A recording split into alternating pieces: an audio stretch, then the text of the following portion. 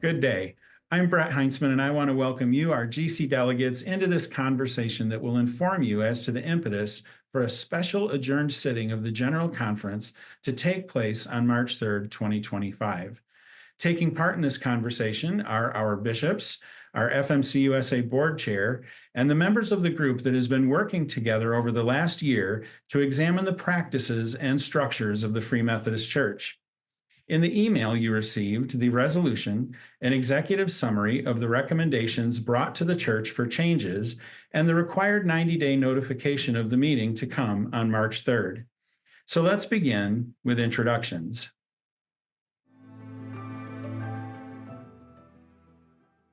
I'm Keith Cowart, and I am one of 3 bishops of the Free Methodist Church USA. Kay Coldy, Board of Bishops. Greetings. My name is Kenny Martin, one of the bishops on the Board of Bishops. My name is Michael Forney, and it's my privilege to serve as the Chief Operating Officer of the Free Methodist Church USA. Hello, I'm David Harvey, and I served as Superintendent of Acts 1224 Conference for 25 years. Greetings, fellow delegates. I'm Eric Logan. I have the honor of serving as Chair of the Board of Administration for the Free Methodist Church USA. Hello, my name is Bruce Rhodes. I serve as Superintendent of the Southern Michigan Conference. I'm Eric Spangler, Asia Area Director for Free Methodist World Missions. My name is Michael Traylor, and I have the privilege of serving as Superintendent of the River Conference.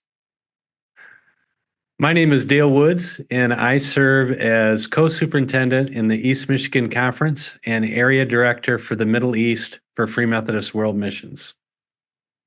We also want to acknowledge that Pastor and Superintendent Ben Sigmund, co-superintendent of the REACH Conference, was also a part of this team for the first several months, but was unable to continue through the end.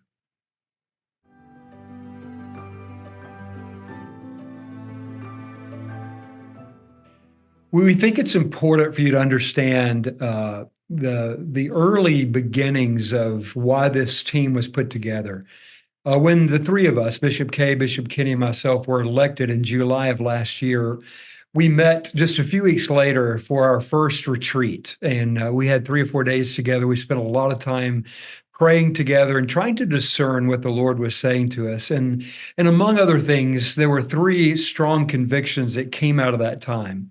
The first one was that it was imperative that we own our current reality, to own the current reality that the Free Methodist Church in the USA is in decline. We've been in decline. We've been losing churches. We've lost numbers. There are many great things happening in the Free Methodist Church, but overall, the Free Methodist Church has been in decline for several years. Secondly, was the conviction and the belief that Free Methodists were ready for change. We really believed that we were in a season where the Free Methodist Church was not only willing to acknowledge where we are, our current reality, but was ready to say, we're ready for change. We're ready to bring whatever change is necessary to see our denomination thriving again as a spirit-fueled movement. And then the third conviction was that this was not a work we could or should do alone or in isolation, but it needed to be done in a highly collaborative way from those who would be implementing whatever plan we arrived at. So we determined that we wanted to create a team that would consist of superintendents, area directors, and ourselves to work together to prayerfully discern where the Lord was leading our church. And that was the early seeds of the beginning of this, the creation of this team.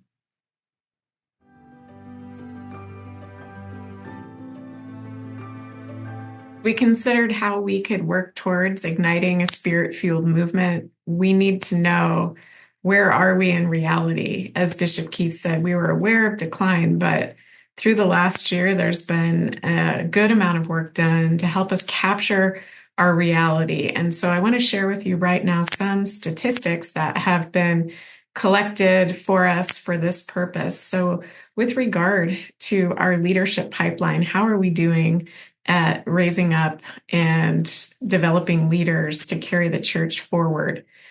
You can see here that at this point in time, we have 1,937 total active ministers. So that includes our CMCs and ordained elders that are active in the Free Methodist Church. And what you can see here is that when we look at the number of active ministers under the age of 34, we're only talking about 7.4% of all the elders that are currently active in the Free Methodist Church. While on the other hand, if we look at those 65 and over, this is over 20% of our current active elders. So we recognize the need to address a coming leadership concern or maybe crisis in the future. And we do see good things as far as movement with more CMCs, but we recognize it as an issue that we have to pay attention to. In addition, when we look at our active ministers and we consider how we're doing with raising up both women and men for leadership, currently we see appointed in our local churches, it's about 70% men and 30% women. And then when you consider lead pastors, that number drops almost in half to 17% of our lead pastors are women and 83% are men. So we believe we have more work to do in raising up leaders, male, female, everyone, for this movement that we want to see in the Free Methodist Church. Additionally, as we think about who is serving in leadership, you're going to see some statistics regarding race and ethnicity in the Free Methodist Church. And while we can celebrate some progress, we also grieve how far we are from fully reflecting the kingdom of God and knowing that we are seeing in our churches and then called into ministry people of every race and ethnicity in the United States. Then moving on, when we look at actual numbers of churches and attendance, we have a trend that's been going on for these 10 years that we are measuring, and you'll see some statistics with regard to the percentage of our attendance coming from different size churches. So last year, the number of attenders who are in our largest churches, our 500 and over churches, is more than a quarter of our total attendance. And yet those churches are only maybe somewhere around 20 churches out of over 900 churches. So what this reflects is that there is an overall trend that our churches are by and large becoming much smaller, and the growing churches are just a few of our much larger churches. So you can see in the next slide that we have 909 open churches at this point in the Free Methodist Church USA, and that is a 17% increase, or there is a 17% increase in churches under 50, while all other size churches have actually decreased. So we have so many churches that are becoming smaller, and such a majority of them are shrinking, with just a few that are actually growing and reproducing. And since 2014, we have a 23% decrease in the total number of churches. So while we celebrate that we have planted more churches in the last 10 years, that hasn't nearly kept pace with the number that have closed. And with those that we know have already closed in 2024, this is going to look more like a 25% decrease in the overall number of churches in the United States. And this coincides with a decrease in attendance. And we know that's a complicated number to look at because many people are attending church once a month in a lot of pockets of our country. And so it is one indicator that we have not grown overall in the United States. And so we want to pay attention to these realities. We want to bring them to your attention as we consider how we get from where we really are to seeing the church multiplying and reproducing.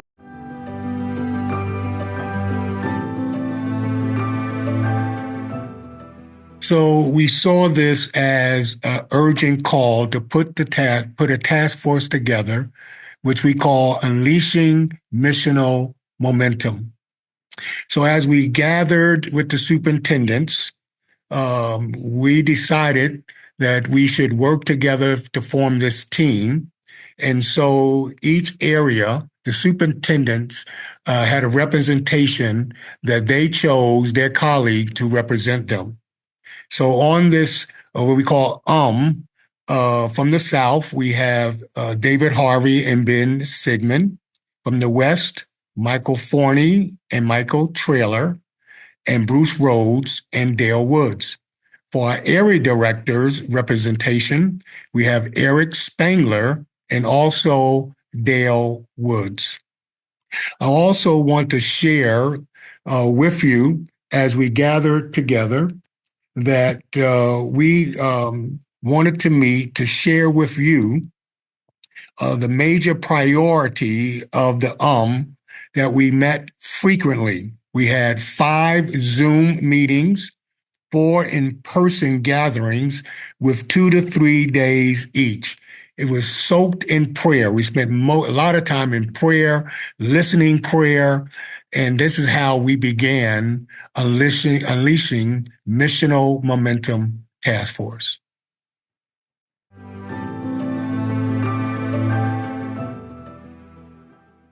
As we began meeting, we decided that we needed to have some operating assumptions that guided our discussions and our decisions.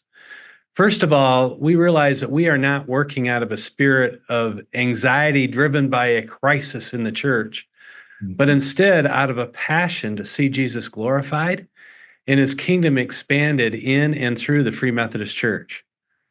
We also realized that many of the recommendations that we bring will not have immediate impact, but will require time for the church to see the results of those recommendations. We do all of this knowing that Jesus is the Lord of the church, and obedience is the call of every leader and every disciple. And it's with great humility that we fully understand that much of what we were recommending will have little impact short of a spiritual awakening that's born out of repentance, surrendered to the Lordship of Jesus Christ, a passion for the lost, and a radical dependence on the Holy Spirit. We recognize that kingdom-centered structures and systems are absolutely necessary for a reproducing movement, while at the same time, dysfunctional structures and systems will misallocate resources and can certainly hinder our movement. The guiding principle of all of our work has been the necessity of a clear missional rationale for every recommendation. Every discussion is ultimately led back to the same question: how will this recommendation enhance our stated mission? Local churches are the means through which growth and expansion actually happen, while our recommendations focus primarily on changes at the denominational or conference level. The ultimate aim is to bring greater energy and focus to enhancing the missional impact of our local churches. Everything we do is to serve the call of every local church to multiply spirit-filled, obedient disciples of Jesus Christ.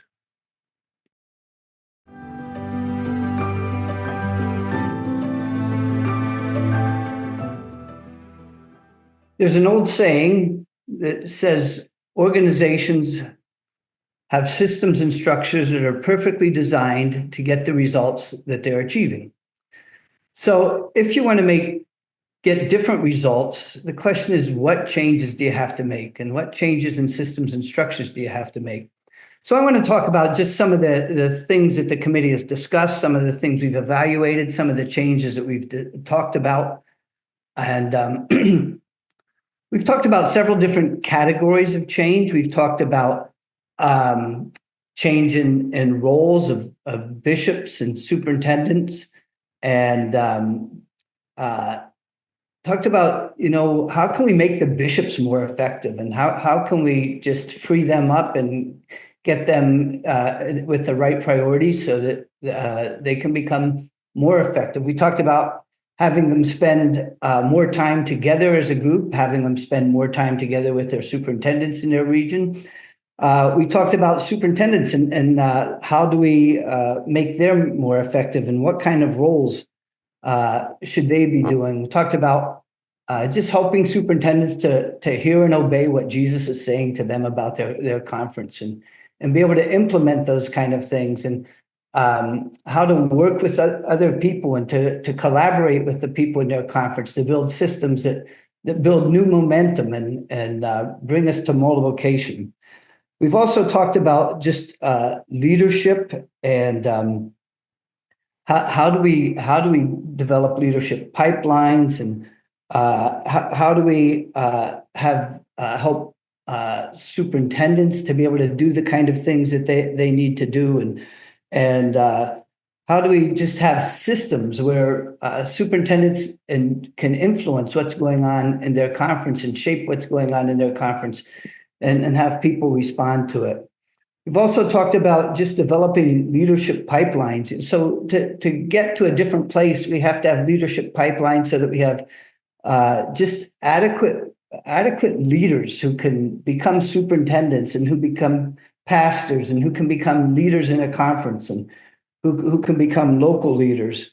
And so we've discussed a lot of things. We understand that changing systems and structures doesn't create growth, but we have to start somewhere, and the Lord will guide us, and the Lord will show us next steps as we go along, and change emerges out of the group as we just start doing different things. And so we've talked a lot about how can we just get started and change things that we can do better in the present time.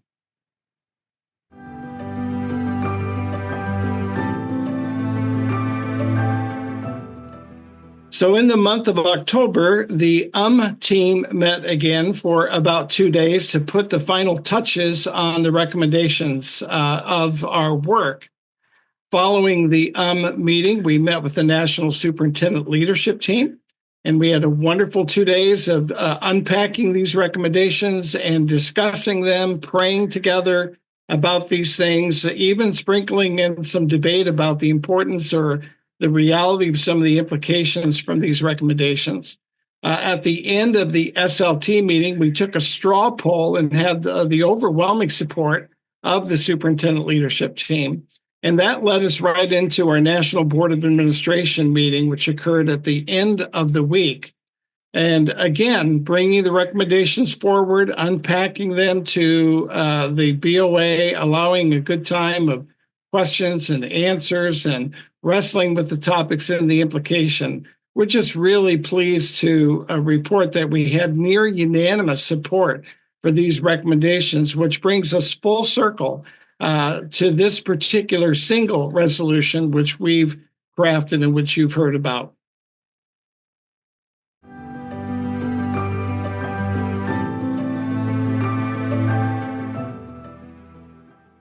Hi, fellow delegates.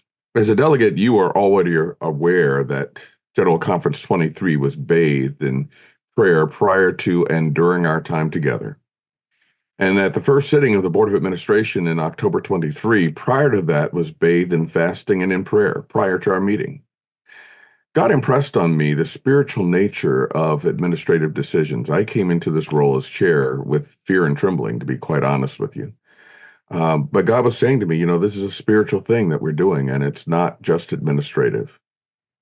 So I could say a whole lot more about this, but I'll just refer you to the decisions that were at the early church, how decisions were made in the early church as summarized and documented in the book of Acts.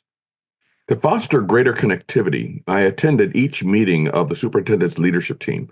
I was really blessed and encouraged by my time with these women and men who have been chosen to lead our denomination with the bishops.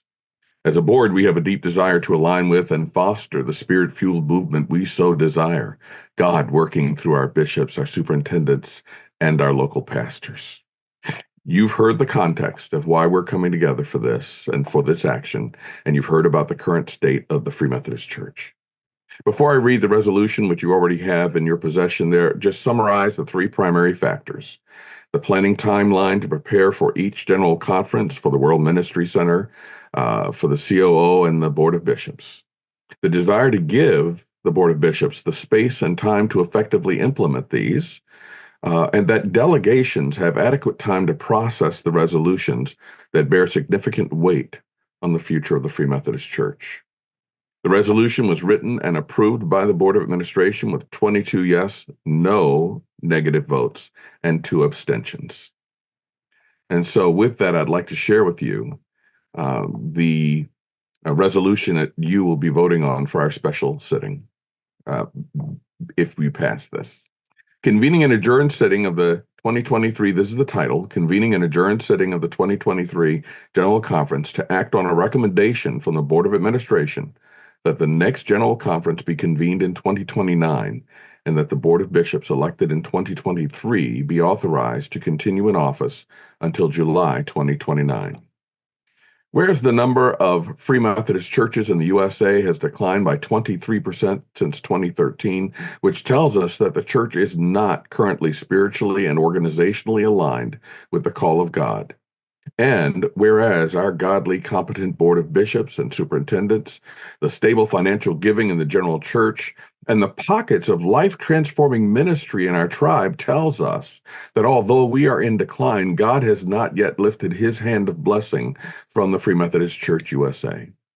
And where a spirit-led surge of passionate prayer across the FMCUSA creates a deep sense of urgency for change and foreshadows a mighty move of God to transform our tribe into a spirit-fueled movement. And whereas Jesus refers to millions of people who've not responded to the gospel as fields white for harvest in John 4:35.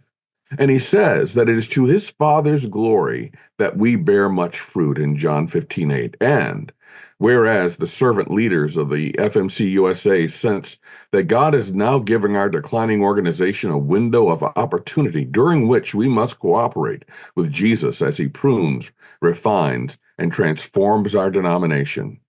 And whereas the FMCUSA Board of Administration and a specialized discernment team called Unleashing Missional Momentum, or believe that the current Board of Bishops, superintendents, and World Ministry Center staff are capable and called to bring deep-level mission-shaped realignment to the Free Methodist Church USA. And whereas preparing for a general conference requires a massive investment of time and energy from the Board of Bishops, the National Leadership Team, and the World Ministry Center staff for 3 years previous to the general conference meeting.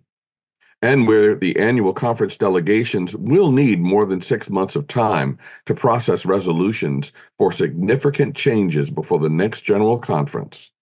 And whereas the BOA and believe that the Board of Bishops needs the next 2 years to primarily work to bring this deep mission-shaped realignment in the national leadership team, the superintendent's leadership team, Free Methodist World Missions, and the dynamics of annual conferences without also having the heavy load of work required to prepare for a general conference meeting in 2027. And whereas the BOA and have concluded that conducting elections for a new Board of Bishops in 2027 would not provide the 6 years of continuity of Bob leadership that we believe is necessary to bring this unprecedented and urgently needed level of change. And whereas our legal counsel and parliamentarian have advised that the Book of Discipline 2023 does not clearly empower the BOA to set the date of a general conference other than at 4-year intervals, and whereas our legal counsel and parliamentarian have advised that a vote of the General Conference in a properly convened digital session to change the date of the General Conference would by consequence extend the term of a bishop from 4 years until 90 days after the next in-person gathering, which is keeping with our historical practice and the Book of Discipline.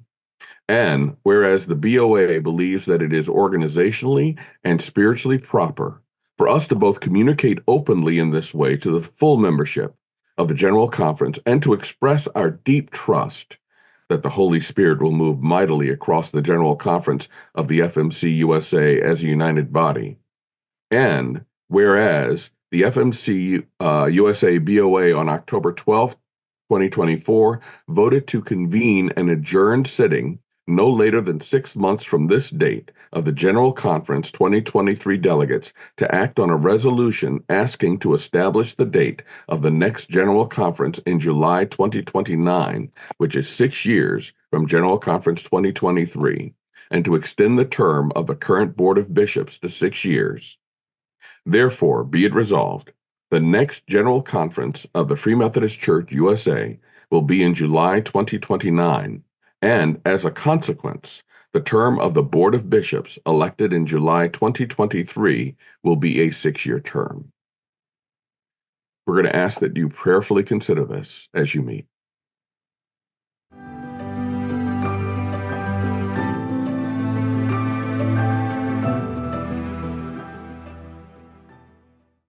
As we prayerfully consider this resolution, it's important to ensure that we're conducting the process in compliance with historical, organizational, and legal precedents that might be impacted by this resolution. Historically, while the unique rationale for bringing this resolution to move General Conference 27 to 29 speaks to this particular historic moment in our history, 7 times previously in our history, we have taken similar action and moved General Conference forward by either 1 to 2 years to make room to address the challenges faced by the church in those times. In every case previously, the term of the bishops automatically extended until the General Conference gathered again and held bishop elections. Organizationally, we're working closely with our parliamentarian and legal counsel to ensure the process for this special sitting aligns with our discipline and our standing rules. Legally, we're working with our legal counsel to ensure the process and the special sitting complies with the relevant state and federal laws. We're working diligently to make the preparations for the special digital sitting, and we'll update you on specifics as we finalize those details in the early days of the new year.